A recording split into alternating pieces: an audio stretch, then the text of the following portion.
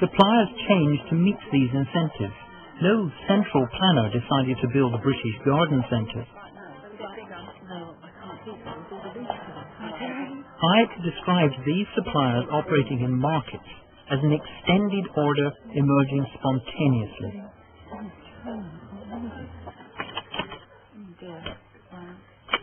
Spontaneity in markets allows all of us to express our creativity. Best friend Emma has just become a teenager.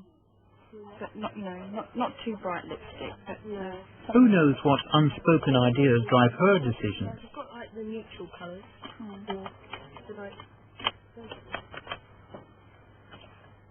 It's because we have freely priced private markets that Emma's free to choose between one colour and another. Well, those ones.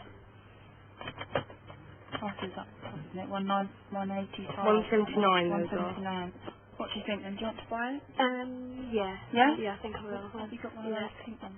Yeah. Competition between suppliers in free societies means they constantly test new ideas, usually coming up with different answers offered to us as choices at different prices. Central planning, said Hayek, ignores the underlying rules of prices, profits and competition, which over time adjust to meet individual consumer needs. Hayek's great criticism of socialist planners was that their view of the world was far too simple.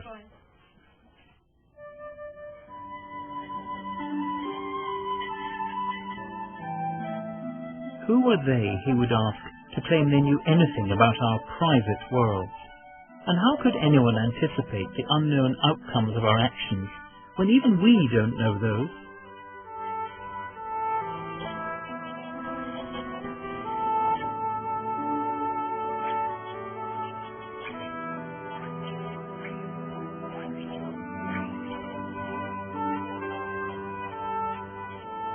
The spontaneous collaboration of free men often creates things which are greater than their individual minds can ever fully comprehend.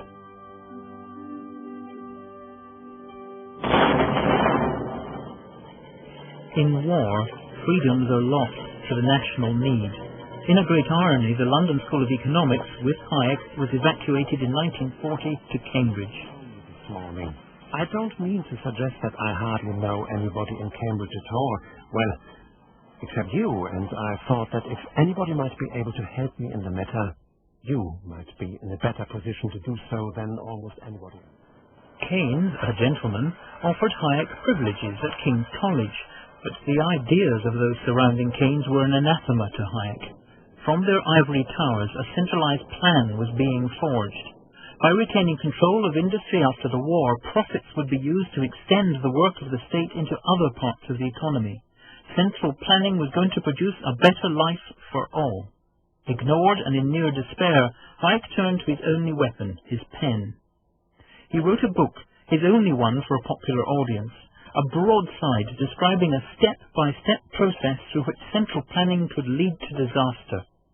It was to become a bestseller in both Britain and America. The Road to Serfdom. And Keynes? 28th June 1944. My dear Hayek, in my opinion, it is a grand book. Morally and philosophically, I find myself in agreement with virtually the whole of it. Turning to a few points, I should say what we want is not no planning, or even less planning. Indeed, I should say that we almost certainly want more. This book is dedicated to the socialists of all parties. Socialists took control of large industry because they believed they inevitably tended to become monopolies. They created state monopolies instead, but they would, they said, be under democratic control. The East German railway system, for example, was planned to ship goods efficiently around the advanced socialist state, and supporting it were the furnaces of the state steel monopoly.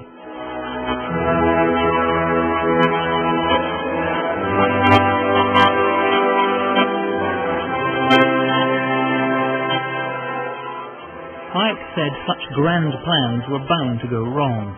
Without prices, profits or competition, there were no signals to guide decisions about production. Political decision-making would take over.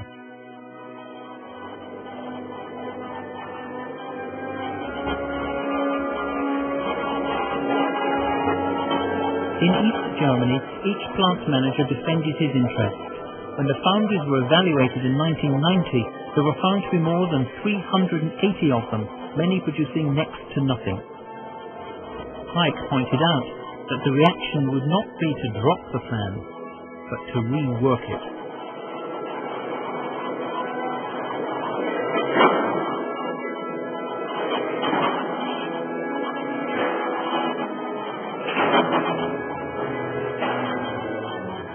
This too would fail, economies not being like machines, but rather complex webs of human beings with unknown desires and reactions. And the only way out for the planners, said Hayek, force the people to fit the plan.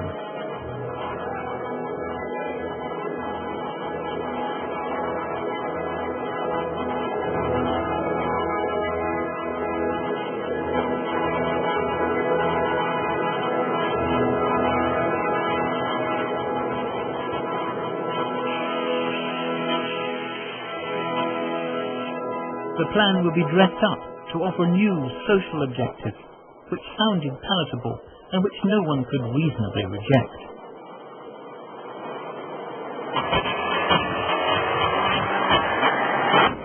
The people's car, the Trabant, a symbol of the equality which was every worker's right to have.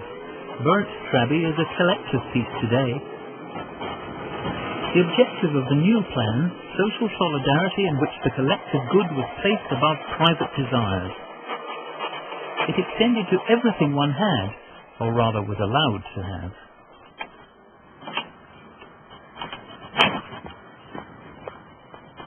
Take the utilitarian apartments of the communist world. Once in, you had to stay there. Bernd's friend Karen tries to do the best with what she's got. The complex served the local production units, a society in which someone else decided what was good for you.